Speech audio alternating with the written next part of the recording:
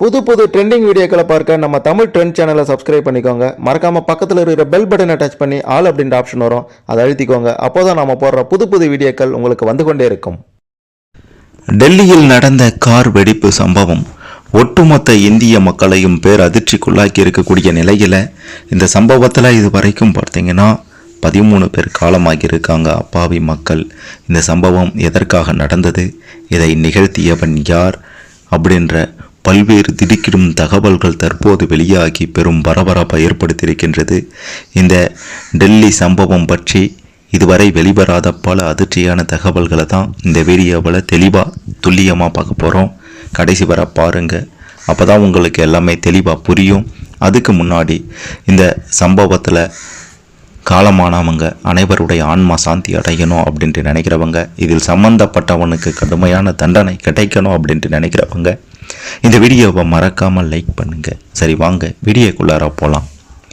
டெல்லியில் red fort அதாவது செங்கோட்டையில் மெட்ரோ ரயில் நிலையம் அருகே நவம்பர் 11ஆம் தேதி மாலையில் நடந்த இந்த சம்பவம் தான் ஒட்டுமொத்த இந்திய மக்களையும் அதிர்ச்சிக்குள்ளாக்கி இருக்கின்றது. இந்த சம்பவத்தில் இதுவரைக்கும் 13 பேர் காலமாகி இருக்காங்க, 20 பேர் காயமாகி இருக்காங்க. இந்த சம்பவத்துக்கு யார் காரணம் அப்படின்ற நிலையில் பல்வேறு திடுக்கிடும் தகவல்கள் வெளியாகி இருக்கின்றது. இது பயங்கரவாதிகளுடைய சதியாக இருக்கலாம் அப்படின்ற மாதிரி சந்தேகப்படக்கூடிய நிலையில் இந்த சம்பவத்தில் பார்த்தீங்கன்னா அந்த ஹுண்டாய் i20 காரை ஓட்டி சென்றவருடைய புகைப்படமும் தற்போது வெளியாகி இருக்கின்றது. நம் நாட்டினுடைய தலைநகரான டெல்லியில் எப்போவுமே பாதுகாப்பு அதிகமாக இருக்கும். இப்படியாப்பட்ட ஒரு சூழ்நிலையில் நவம்பர் 10ஆம் தேதி மாலையில் 6:52 மணிக்கு டெல்லி செங்கோட்டை பகுதியில் அமைந்திருக்கின்ற மெட்ரோ ரயில் நிலையத்தின் 1வது நுழைவு வாயிலில் அருகே, அந்த நுழைவு வாயில் அருகே மெதுவாக சென்ற கார் தான் பார்த்தீங்கன்னா வெடித்தது. இதில் அருகே நின்று கொண்டிருந்த 13 வாகனங்கள் எரிந்து நாசமாகியது. இந்த சம்பவத்தில் 13 பேர் காலமாகி இருக்காங்க. உடனடியாக பார்த்தீங்கன்னா தீய அணைப்பு வாகனங்கள் அங்கே வந்து தீயை அணைத்திருக்காங்க. காயமடைந்தவர்களை மீட்டு மருத்துவமனைகளையும் அனுமதித்திருக்காங்க. இந்த கார் வெடிப்பின் பின்னணி பற்றி அரசு தரப்புலையும் போலீஸ் தரப்புலையும் இன்னும் அதிகாரப்பூர்வமான அறிவிப்பு வெளியாகலை அப்படின்னாலும் இது பற்றி பல்வேறு திடுக்கிடும் தகவல்கள் தற்போது வெளியாகி இருக்கின்றது. இந்த சம்பவம் தொடர்பான முதற்கட்ட விசாரணையில் பார்த்தீங்கன்னா ஹுண்டாய் i20 கார் தான் வெடித்தது தெரிய வந்தது. இந்த கார் செங்கோட்டையின் அருகே சுனேஹ்ரி மசூதி அருகே 3 மணி நேரம் வரைக்கும் நிறுத்தப்பட்டிருக்கின்றது. அந்த இடத்துக்கு கார் பிற்பகல் 3:19 மணிக்கு வந்திருக்கின்றது. மாலை 6:48 மணிக்கு அந்த காரானது புறப்பட்டிருக்கின்றது. இந்த காட்சிகள் அனைத்தும் சிசிடிவி கேமரா மூலமாக உறுதி செய்யப்பட்டிருக்கின்றது. 6:48 மணிக்கு அந்த கார் அங்கிருந்து புறப்பட்டிருக்கின்றது. மேலும் அந்த கேமராவில் காரின் டிரைவருடைய முகமும் தெளிவாக பதிவாகி இருக்கின்றது. முதற்கட்ட விசாரணைகளை பார்த்தீங்கன்னா இந்த காரானது முகமது சல்மான் அப்படின்றவருடைய பெயரில் வாங்கப்பட்டிருக்கின்றது அப்படின்றதும் ஹரியானா பதிவெண்ணில் வாங்கப்பட்டிருப்பதும் தெரிய வந்திருக்கின்றது. ஆனால் அதன் பிறகு இந்த காரை அவர் விற்பனை செய்திருக்கிறார்.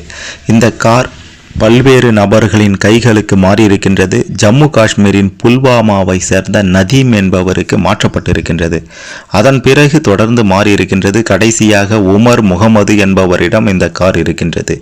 கார் கை மாறியவர்களுடைய செல்போன்களை தொடர்பு கொண்டால் அது அணைத்து வைக்கப்பட்டிருக்கின்றது என்ற தகவலும் தற்போது வெளியாகி இருக்கக்கூடிய நிலையில் இது பற்றி பல்வேறு திடுக்கிடும் தகவல்கள் இன்னமும் வெளியாகி கொண்டே இருக்கின்றது. இந்த சம்பவத்தில் பயன்படுத்தப்பட்ட அந்த காரின் பதிவின் அடிப்படையில் விசாரணை நடத்திய அதிகாரிகள் பார்த்தீங்கன்னா அந்த உரிமையாளரையும் அதனுடைய முந்தைய உரிமையாளர்களையும் கைது செய்திருக்காங்க அப்படின்ற தகவலும் தற்போது வெளியாகி இருக்கின்றது. இதற்கு முன்னதாக நாட்டின் பல்வேறு இடங்களுக்கு பயங்கரவாத அச்சுறுத்தல் இருப்பதாக உளவுத்துறைக்கு தகவல் கிடைத்தது. இந்த நிலையில் பாகிஸ்தான் பயங்கரவாத இயக்கங்களோட தொடர்பில் இருந்த 3 டாக்டர்கள் உட்பட 8 பேர் காஷ்மீரில் அதிரடியாக கைது செய்யப்பட்டாங்க. அவங்க கிட்ட இருந்து ஏராளமான ஆயுதம், 3000 கிலோ வெடிப்பொருட்கள் பறிமுதல் செய்யப்பட்ட நிலையில் இந்த சம்பவம் நடைபெற்றிருக்கின்றது. எனவே இந்த இரண்டிற்கும் தொடர்பு இருக்குமா அப்படின்ற சந்தேகமும் ஏற்பட்டிருக்கின்றது. டெல்லியில் நடந்த இந்த சம்பவம் மிக பெரும் அதிர்வலைகளை ஏற்படுத்தி இருக்கக்கூடிய நிலையில் நாடு முழுவதுமே தீவிரமான கண்காணிப்பையும் போலீசார் ஏற்பாடு செய்திருக்காங்க. மேலும் போலீசாரே மிரண்டு போகக்கூடிய வகையில் பார்த்தீங்கன்னா இதுவரைக்கும் இல்லாத புதிய முறை இந்த வெடிப்பு சம்பவத்தில் பயன்படுத்தப்பட்டிருக்கின்றதாம். காரின் பின்புறத்தில் இந்த வெடிப்பு நிகழ்ந்திருக்கின்றது. பொதுவாக இவ்வளவு பெரிய வெடிப்பு ஏற்பட்டால் சாலையில் ஒரு ஓட்டையாவது இருந்திருக்கும். ஆனால் ஆச்சரியப்படும் விதமாக இந்த வெடிப்புக்கு பிறகு சாலையில் எந்த ஓட்டையும் இல்லை. காரில் பயணித்தவர்களில் சிலர் சம்பவ இடத்திலேயே காலமானாலும் அவர்களுடைய உடலில் கூர்மையான உலோக துண்டுகளோ அல்லது ஏதாவது தெரியக்கூடிய எச்சங்களோ எதுவும் இல்லை. இதுதான் தடயவியல் நிபுணர்களை குழப்பத்தில் ஆழ்த்தியிருக்கின்றது. இது சாதாரண வெடிகள் மாதிரி இல்லாமல் ரசாயன கலவை, அதாவது இதில் பயன்படுத்தப்பட்ட ரசாயன கலவை புதியது அப்படின்ற மாதிரியும், இது இதுவரை நாட்டில் எங்கும் காணப்படாத ஒரு மாதிரி வெடிப்பு அப்படின்ற மாதிரி நிபுணர்கள் சொல்லிட்டு இருக்காங்க. நேரில் கண்ட சாட்சிகள் என்ன சொல்லியிருக்காங்கன்னா, இந்த வெடிப்புக்கு முன்பு தீ வாசனை அல்லது சத்தம் எதுவுமே இல்லை அப்படின்ற மாதிரியும், காரின் பின்புறம் சில நொடிகளில் உடைந்து விழுந்தது. அது வெளிப்புற தாக்குதல் அல்ல, உள்ளே ஒரு ரசாயன எதிர்வினை போல் தோன்றியது. தற்போது டெல்லி காவல்துறை, NIA மற்றும் தடயவியல் குழுக்கள் பல்வேறு நிலை விசாரணையை மேற்கொண்டிருக்காங்க. காருக்குள் நிறுவப்பட்ட அனைத்து மின்னணு சாதனங்கள் மற்றும் GPS சிக்னல்கள் ஸ்கேன் செய்யப்பட்டு வருது. இது ஒரு மிக பெரும் அளவிலான தாக்குதல் அப்படின்ற மாதிரியான ஒரு செய்தியும் ஒரு தகவலும், அதாவது பாகிஸ்தானில் நடத்தப்பட்ட அந்த சிந்தூர் தாக்குதலுக்கு எதிராக நடத்தப்பட்ட பாகிஸ்தானியர்களால் நடத்தப்பட்ட தாக்குதல் அப்படின்ற மாதிரியான ஒரு தகவலும் வெளியாகி இருக்கின்றது.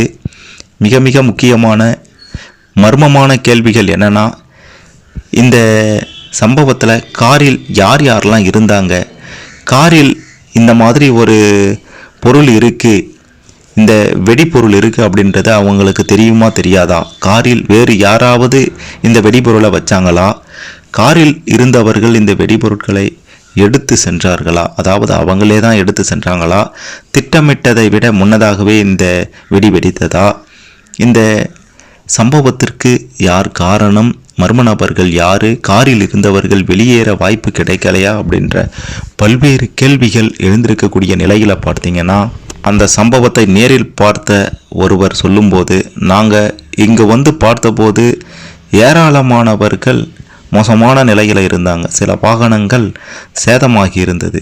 இது போன்ற ஒரு வெடி சத்தத்தை என்னுடைய வாழ்நாளில் நான் இது வரைக்கும் கேட்டதே இல்லை. 3 முறை வெடி சத்தம் கேட்டதை உணர்ந்தேன். அந்த சமயத்தில் நாம் எல்லோரும் என்ன ஆக போகிறோமோ அப்படின்ட்டு நினச்சேன்.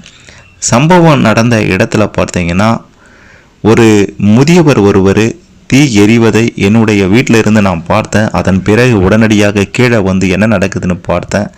அப்போது தான் பெரும் சத்தத்தோடு பார்த்தீங்கன்னா அந்த கார் வெடிச்சது அப்படின்ற மாதிரி சொல்லியிருக்காரு.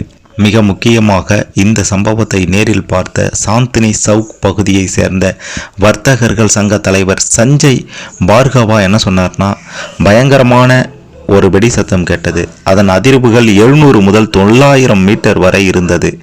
நிலநடுக்கம் தாக்கியது போல இருந்தது. கட்டிடங்கள் எல்லாம் அதிர்ந்தது.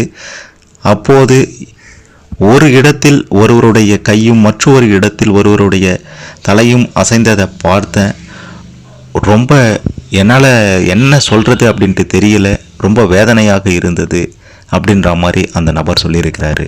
கடந்த அக்டோபர் மாதம் 30ஆம் தேதி பார்த்தீங்கன்னா, பாகிஸ்தானின் கைர்பூர் தமேலாவில் நடைபெற்ற பேரணியில் லஷ்கர்-இ-தொய்பா அமைப்பினுடைய மூத்த தளபதி சைஃபுல்லா சைஃப் ஹஃபீஸ் சயீத் சும்மா உட்கார்ந்திருக்கவில்லை. அவர் வங்கதேசம் வழியாக இந்தியாவை தாக்க தயாராகிவிட்டார் என்று அறிவித்தார். லஷ்கர்-இ-தொய்பாவின் நிறுவனரும் ஐநாவால் சர்வதேச பயங்கரவாதியாக அறிவிக்கப்பட்டவருமான ஹஃபீஸ் சயீத் பல பயங்கரவாத சம்பவங்களில் தொடர்புடையவர். ஜிஹாத் என்ற பெயரில் இந்திய எல்லையோரம் இருக்கக்கூடிய வங்கதேச பகுதியில் அந்நாட்டு இளைஞர்களுக்கு பயங்கரவாத பயிற்சிகளை அளித்து அங்கிருந்து இந்தியா மீது தாக்குதல்களை நடத்த சயீத் திட்டமிட்டு வருவதாகவும் அப்போது இந்த சயீப் பேசியிருந்தார்.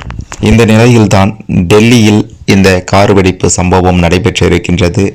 இதன் பின்னணியில் லஷ்கர்-இ-தொய்பா நிறுவனர் ஹஃபீஸ் சயீத் தான் இருக்கா அப்படின்ற மாதிரியான ஒரு தகவலும் வெளியாகி இருக்கின்றது. விரைவில் இது தொடர்பாக பல்வேறு பயங்கரவாத நபர்கள் கைது செய்யப்படலாம் அப்படின்ற மாதிரியும், மிக முக்கியமாக பார்த்தீங்கன்னா பாகிஸ்தானியர்களால் பாகிஸ்தான் தீவிரவாதிகளால் திட்டமிட்டு நடத்தப்பட்ட சம்பவம் அப்படின்ற ஒரு தகவலும் பார்த்தீங்கன்னா தற்போது வெளியாகி இருக்கின்றது. இதனால் கொதித்து போன இந்திய மக்கள் விரைவில் ஆபரேஷன் சிந்தூர் 2 தொடங்குங்கள் அப்படின்ற மாதிரியும் குரல் கொடுத்துட்டு வராங்க. டெல்லியில் நடந்த இந்த சம்பவத்தை பற்றி நீங்கள் என்ன நினைக்கிறீங்க? உங்களுடைய கருத்துக்களை மறக்காமல் கமெண்ட்டில் பதிவு செய்யுங்க.